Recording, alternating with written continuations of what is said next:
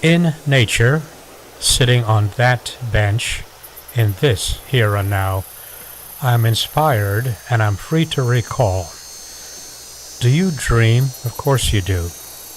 Do you know what dreams are, the why and how of dreams?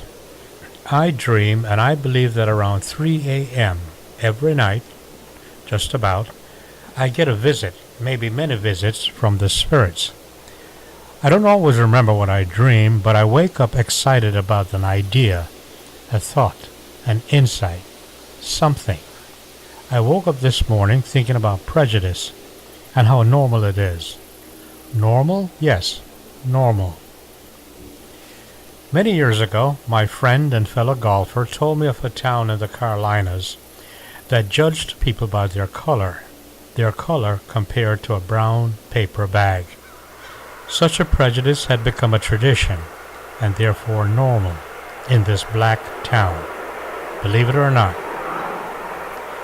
A 60-plus spinster, a woman in a northern state, told me, in confidence, of her own experiences with love and many love losses. She never married because she never found a man who could live up to her father's expectations. She had multiple degrees and had gone to finishing school in Europe.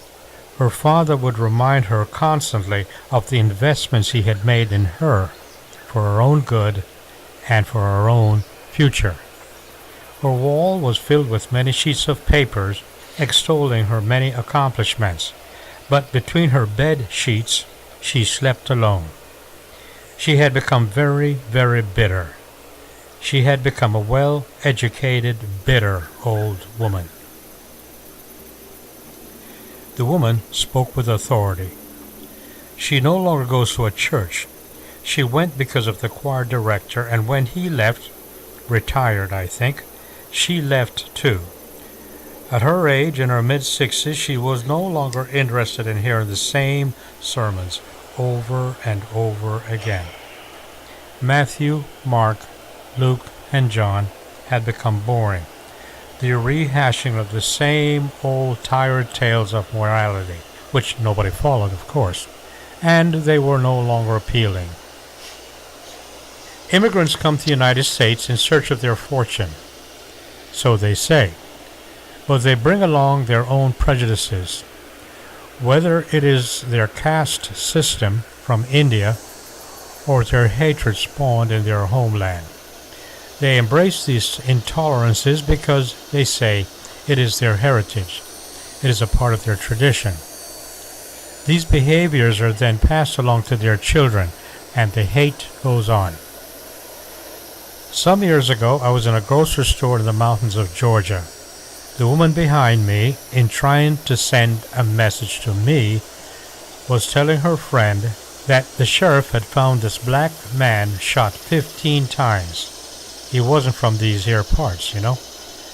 The sheriff then declared the killing a suicide. Subtle, right?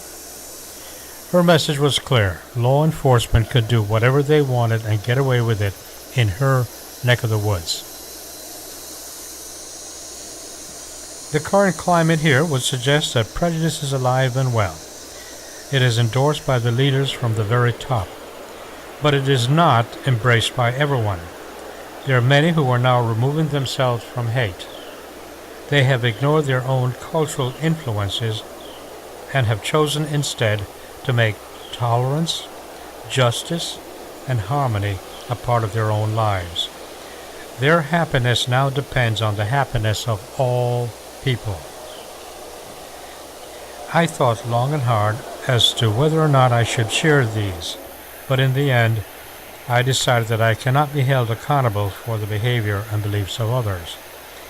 I am, however, responsible for my own feelings and thoughts.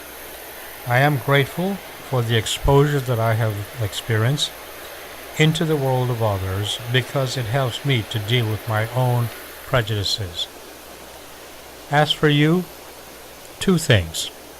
One, you and only you must decide if your prejudices are justified and worth hanging on to. And two, you and only you must find the courage to think for yourself and to make the changes that are necessary.